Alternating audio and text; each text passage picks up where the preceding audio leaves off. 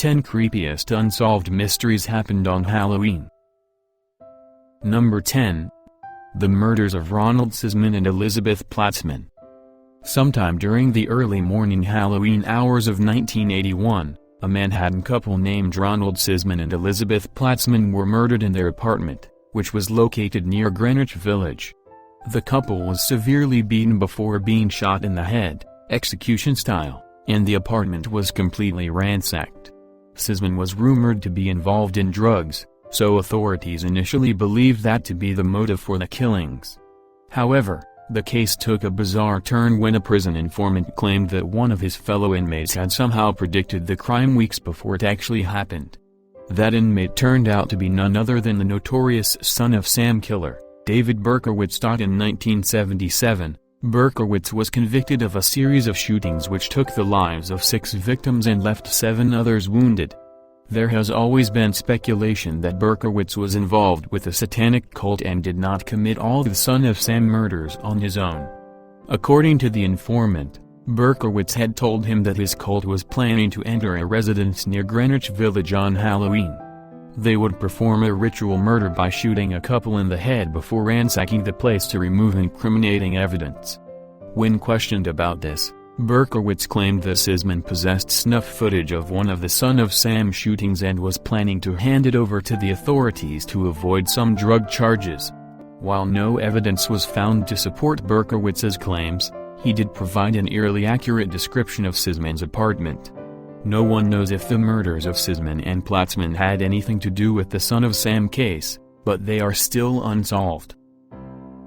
Number 9. The Disappearance of Highend Cindy Song. Highend Cindy Song was a 21-year-old South Korean student attending Pennsylvania State University. In 2001, she dressed up in a bunny costume and attended a Halloween party at a nightclub in State College. After leaving the club, Cindy spent the next few hours hanging out with her friends before she was dropped off at her apartment at 4:00 a.m. This was the last anyone ever saw of her.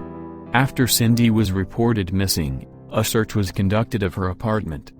There was no sign of any struggle, but many of her belongings, including the false eyelashes from her costume, were there, indicating that she had gone inside after being dropped off. But what happened to her afterward? Shortly thereafter, a witness reported seeing a woman resembling Cindy in the Chinatown district of Philadelphia. This woman was inside a vehicle with an unidentified male and crying out for help. A bizarre lead came about in 2003 when a Luzerne County man named Hugo Marcus Selensky was arrested after the remains of 5 people were found buried in his backyard. Even though none of these remains belonged to Cindy, an informant told police that Selensky and an accomplice named Michael Jason Kurkowski Jr. had abducted her. After Cindy was raped and murdered, the 2 men allegedly buried her body at another location. Kurkowski's remains were found in Selensky's backyard, and the informant claimed Kurkowski was murdered for keeping Cindy's bunny ears as a souvenir. Thus far, no evidence was found to tie Selensky to Cindy's disappearance.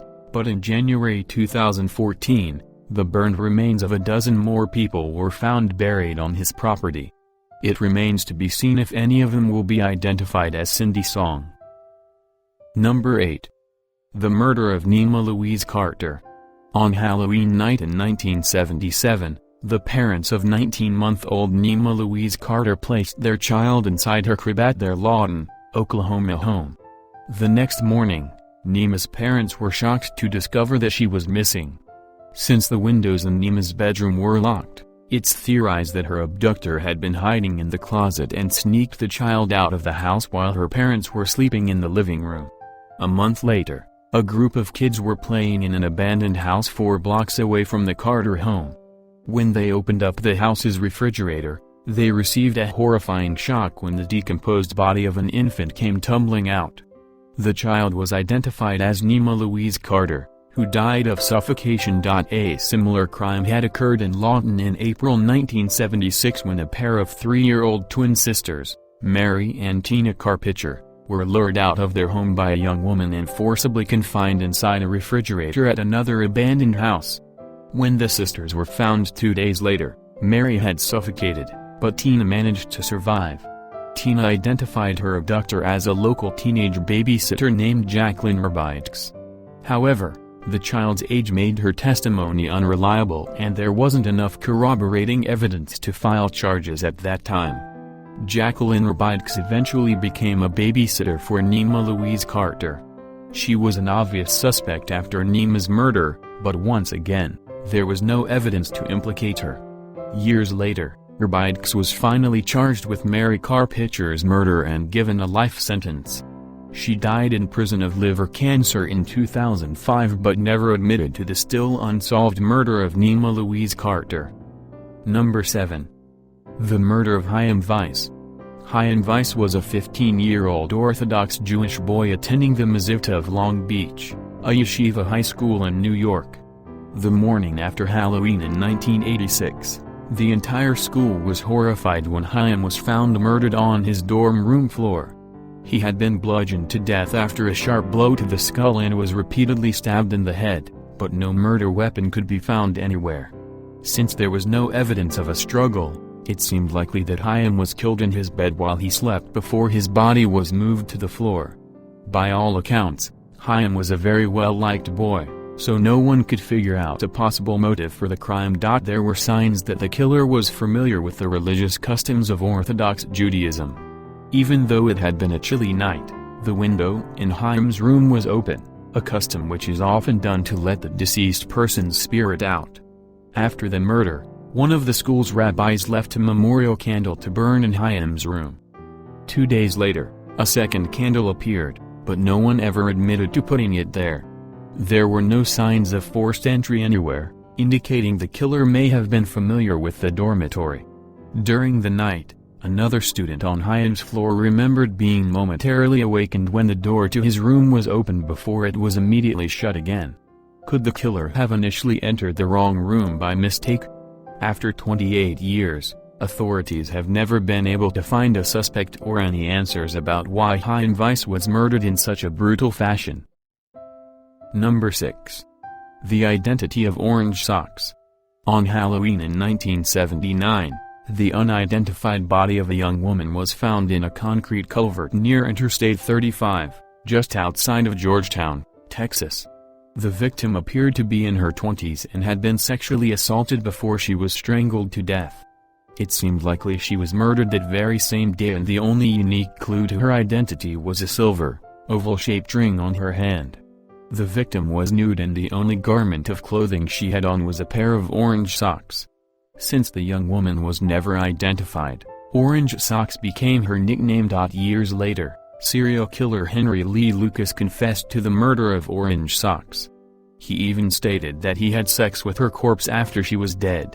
However, Lucas did not know the woman's identity. He claimed he picked her up while hitchhiking and only remembered that her name was Joni or Judy. After being sentenced to death for the woman's murder in 1984, Lucas recanted his confession in order to have his sentence commuted. Indeed, further investigation showed that Lucas was likely working in Florida on the day of the murder. Lucas was notorious for frequently confessing to murders he never committed, and no one is sure how many people he actually killed. Henry Lee Lucas died in prison in 2001, but Orange Socks is not the only unidentified murder victim that he has been connected to. Number 5. The Walker County Jane Doe. On the morning of November 1, 1980, a truck driver discovered the nude body of a teenage girl next to Interstate 45 just outside of Huntsville in Walker County, Texas. The victim had been sexually assaulted before she was beaten and strangled to death. Since the young girl was never identified, she was simply to become known as the Walker County Jane Doe. It's estimated that she had been murdered several hours before her discovery, and a potentially interesting backstory began to emerge for this girl when witnesses came forward to report their interactions with her on Halloween night. After being let out of a vehicle by an unidentified male at a nearby South End Gulf station, Jane Doe had reportedly asked numerous people for directions to the Ellis Unit prison, claiming she had plans to visit a friend there. However, when her photograph was circulated among the inmates at Ellis Unit, no one would admit to knowing her. Later that night, A truck stop waitress had a similar conversation with Jane Doe. The girl claimed she was 19 years old, hailed from the Aransas Pass area, and seemed to imply that her parents did not care about her. Since this girl was killed exactly 1 year after the Orange Sox murder and there were numerous similarities between the two crimes, Henry Lee Lucas was considered a possible suspect. However, there was never any evidence to connect Lucas to the murder, and the Walker County Jane Doe remains unidentified. Number 4. The murder of Marvin Brandland. In 1982, 69-year-old Marvin Brandland lived with his wife, Ethel, in Fort Dodge, Iowa. On Halloween that year, the Brandlands were handing out candy to trick-or-treaters who came to their house. At one point, they answered the door and were surprised to see a man wearing a mask. He said, "Trick or treat. Give me your money or I'll shoot." The Brandlands thought someone was playing a Halloween prank and tried to remove the man's mask, but he wouldn't let them. Instead, the masked man entered the house and pulled out a gun. He demanded that the couple bring him down to the basement and give him all the money they had stashed in their safe. The Brandlands became suspicious since very few people knew they even had a safe in their basement. For this reason, Marvin was still convinced that a friend or family member was simply playing a Halloween trick on them. When the masked man led the Brandlands through the kitchen toward the basement, Marvin made a grab for the gun. The intruder wound up shooting Marvin in the throat before fleeing the house and inexplicably leaving his mask behind.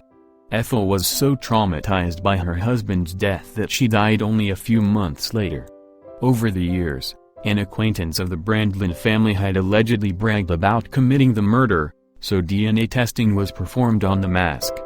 However, there wasn't enough usable material for an adequate test, so there is still no evidence to charge this suspect and Marvin Brandland's murder officially remains unsolved. Number 3. The death of the Key West newborn.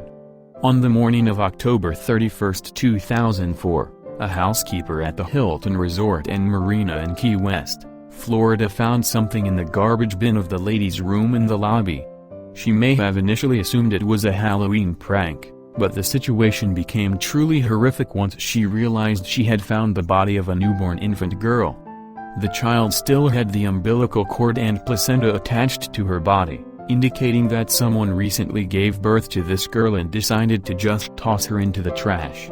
It did not take authorities long to figure out who was responsible. Hours earlier, a young pregnant woman and 3 male companions were seen walking through the hotel lobby. She entered the ladies' room while the men waited outside. At one point, a female witness went into the washroom and heard the pregnant woman moaning inside a stall. When the witness asked the 3 men if they knew the woman, one of them claimed to be her boyfriend.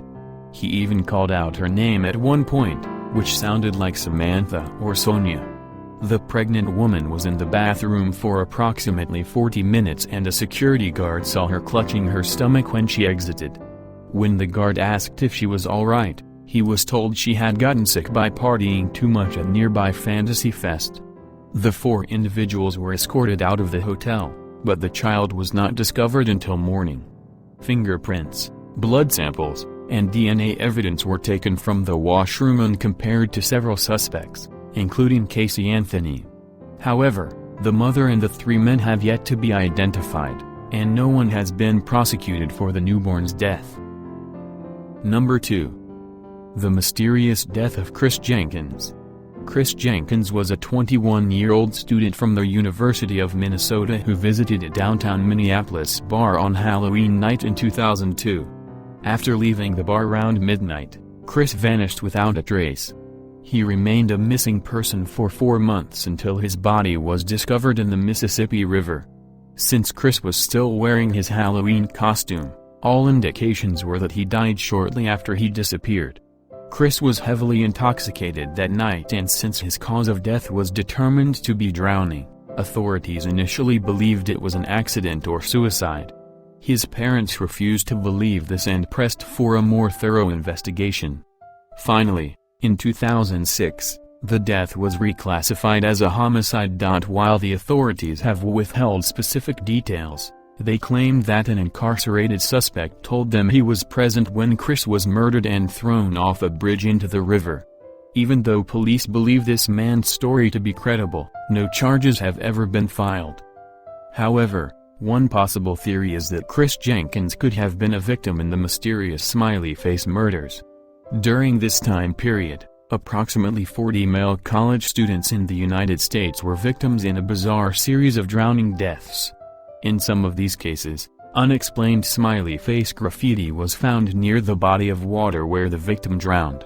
This had led some to theorize these deaths are connected and that the victims were drugged before being thrown into a body of water to make their murder look like an accidental drowning. While no smiley face graffiti was ever found in connection to Chris Jenkins' death, investigators cannot overlook its similarities to many other unsolved cases. Number 1. The disappearance of Stephen Damon. On Halloween in 1955, Marilyn Damon took her 2-year-old son, Stephen, and 7-month-old daughter, Pamela, to a supermarket in East Meadow, New York. While she went shopping, Marilyn let Stephen wait outside the store with his sister, who was inside a carriage. 10 minutes later, Marilyn exited the store and was shocked to discover that both Stephen and the carriage were gone. Shortly thereafter, the carriage was discovered about a block and a half away. However, even though Pamela had been left behind inside the carriage, Stephen was nowhere to be found. He has not been seen since. In many cases where infants are abducted, it's theorized that the perpetrator wanted a child of their own and decided to raise the missing infant under a new name. Over the years, DNA testing has been utilized in an attempt to determine if Stephen Damon was ever given a new identity. At one point, investigators noticed that Stephen bore a resemblance to the infamous boy in the box, an unidentified child who was found murdered inside a cardboard box in Philadelphia in 1957. However, DNA testing would eventually confirm that Stephen and the boy in the box were not the same person. In 2009, a Michigan man named John Barnes came forward believing he might be Stephen, but DNA testing also ruled this out.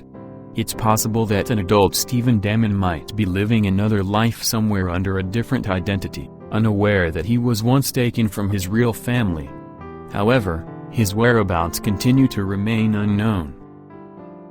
If you enjoy video, please subscribe my channel. Thanks for watching.